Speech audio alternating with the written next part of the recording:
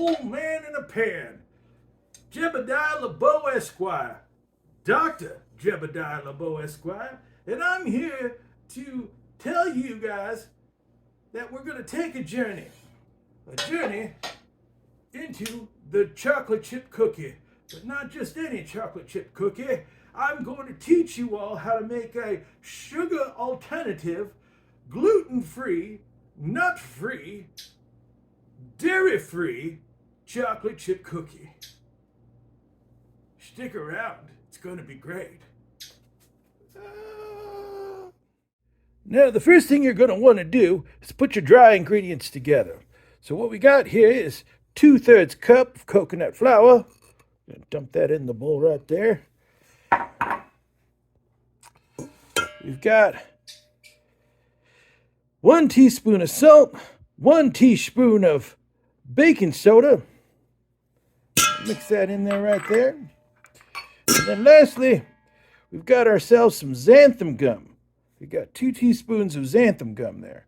Now, why are we using xanthan gum? Well, it's because we're using coconut flour. And we need, there's no gluten in it, so we need the xanthan gum to kind of mix things together there for us, to kind of create a little binder for us. So once we get the dry ingredients in there, we're going to mix them up real good. Look at that. Get it all incorporated nicely.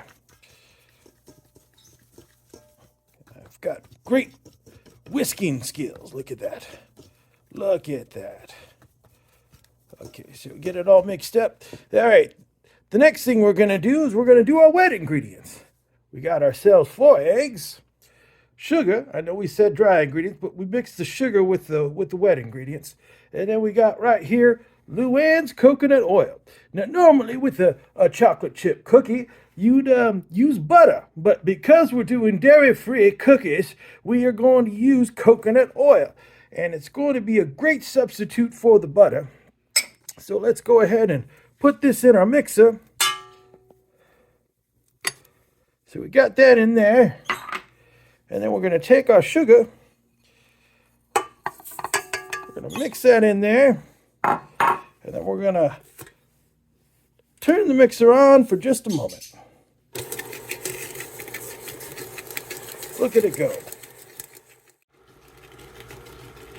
Now, while the sugar is creaming, as they call it, with butter and sugar, we're going to pause for a moment. We're going to add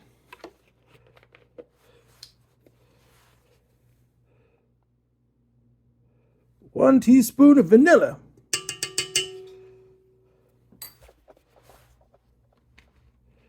Then we're going to add 4 eggs.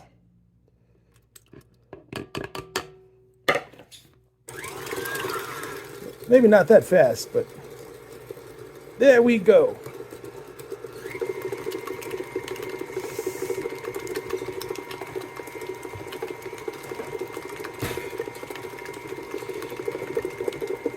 Now, occasionally, through the process, I will take the sides of the bowl and scrape them down.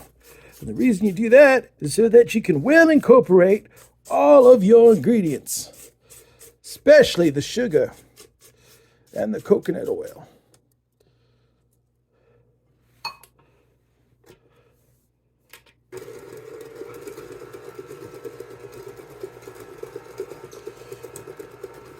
And the idea is we want to get this mixed up real good before we start adding our dry ingredients.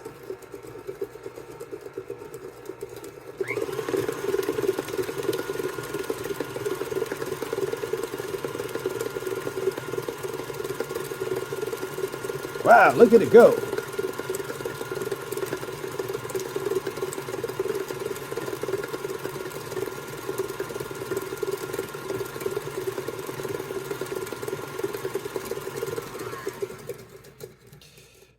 Okay, now that we got a good mix going on, what we're going to do is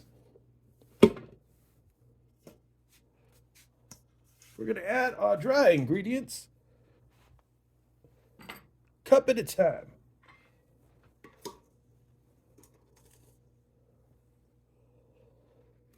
Now, this may look really wet to you, but one of the tricks about coconut flour is that you don't need a whole lot of it. Apparently, coconut flour is one of the most absorbent flours out there. And as you can see, our batter is thickening up.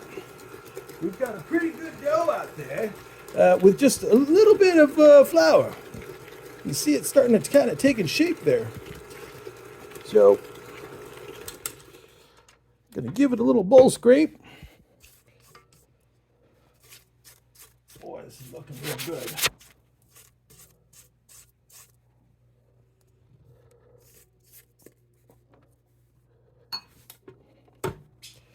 I'm going to throw in a little bit more coconut flour mixture.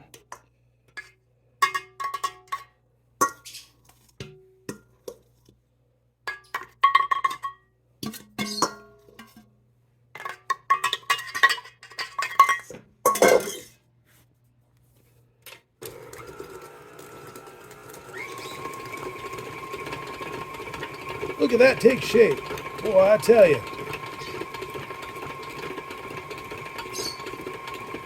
And you want to make sure it's mixed up real well, otherwise you won't have a good cookie.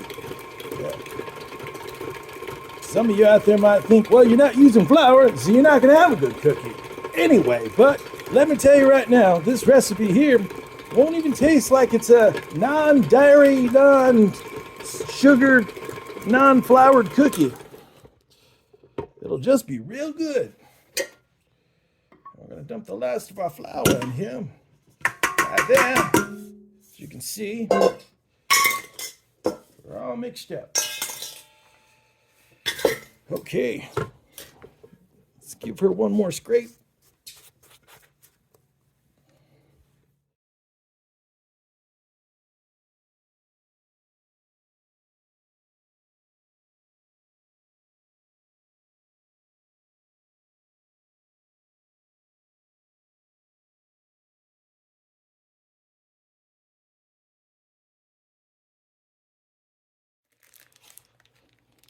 So right here I'm adding a sugar-free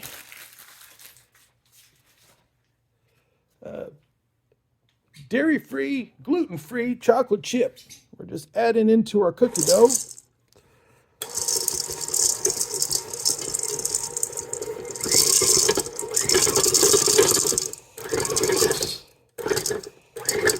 And look at that. Presto changeo. It's all mixed up real good. So the next thing we're going to do is we're going to remove this from the bowl. And we're going to put it in this bowl over here. The reason we're doing that is so we can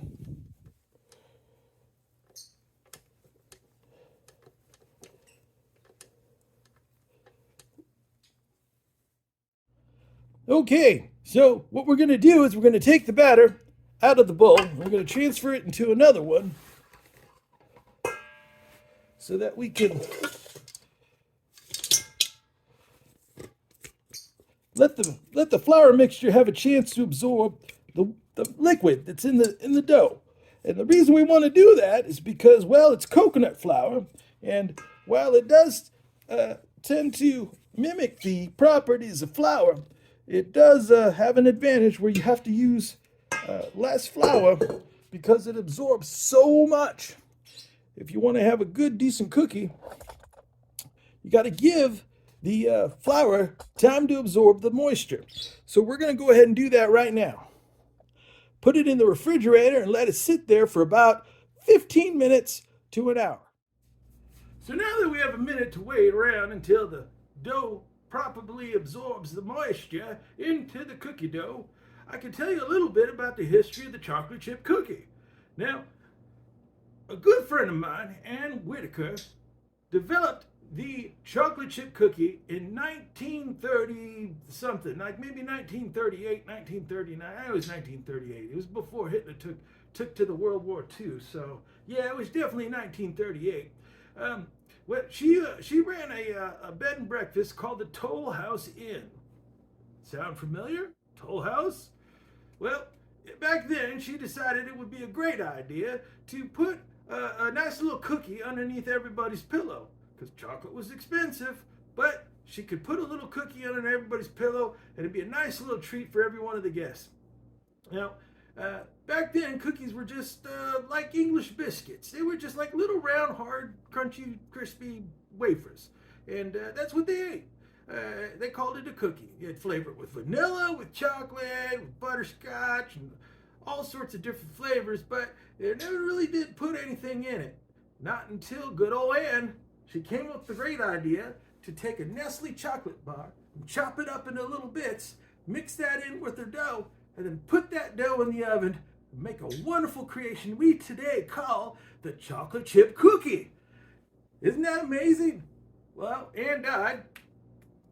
I don't know what of, probably the syphilis, because she got around. And then we decided in the later years of the 20th century that gluten was bad.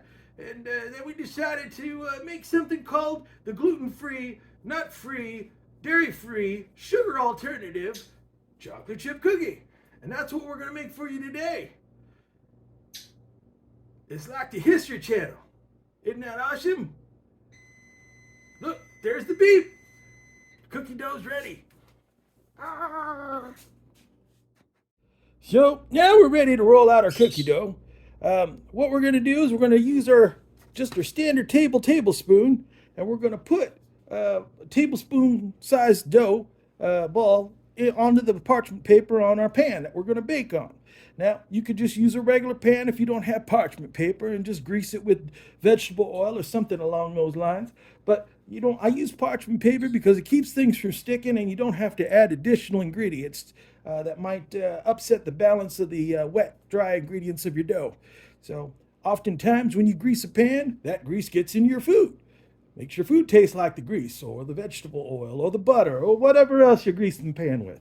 A great way to avoid that is just use this little parchment paper here, and you don't have to worry about it.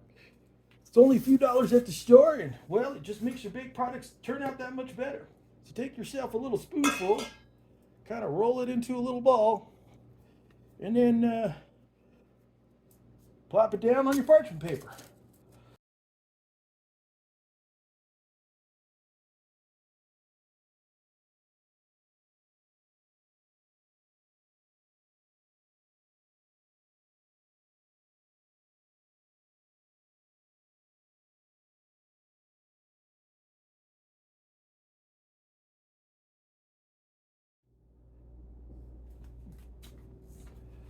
Well, it looks like our oven is up to 350 degrees. It made the temperature proper. So we're going to put our cookies inside the oven. That's what we did. We put our cookies in the oven and we set it in the middle rack. I had to delete that tape because apparently you can see that I'm not wearing pants in that shot. So this take is a little better. Anyway, so the cookies are in the oven. You're going to bake them for 5 minutes at 350 degrees, and then you're going to rotate them. Rotate the pan. And you do that so that you get an even bake on both sides of the cookie. A lot of people with commercial stoves nowadays that are made in China, not to say anything bad about the Chinese, but well, unfortunately, they don't cook evenly like they would in the olden days. But even then, with the wood burning stove, like the one I grew up with, you still had to rotate your pans. It's always a good practice. You get even baking on both sides, and you avoid any hot spots that are in the oven. So that's what we're going to do. We're going to make sure that it goes in and stays in, like I said, for 12 to 15 minutes, or until the cookies are the right proper brownness that you're comfortable with. All right, well, look at them go. Them's cookies in the oven. They're cooking. That's what they're doing. Cooking away. Just cooking. And wow, look at that. Just like that, you've got some beautiful homemade chocolate chip cookies. That's 12 in that pan right there. And boy, let me tell you, they look wonderful. Now, the ones at the top look like they melted a little bit, but that's just a product of the cookie spreading as it's baking. But boy, do they look the right size. They rose. They got a good selection of chocolate chips in there. And boy, I can't tell you what. I can't wait till these things cool so I can jump into one. Now, what you want to do is let these things cool for 10 to 15 minutes. Let them come to room temperature. They'll be a little warm still, but let them cool a little bit. That way the internal cooking can complete its cooking so that you get a thoroughly cooked cookie all the way through. You may be tempted to eat it while it's still a little undone in the middle, but let me tell you, these alternative flour recipes, these gluten-free recipes, it don't taste the same as it does if you took a regular traditional cookie and baked it and had a little bit of raw cookie dough inside still, or mostly cooked cookie dough in the inside and try to eat it.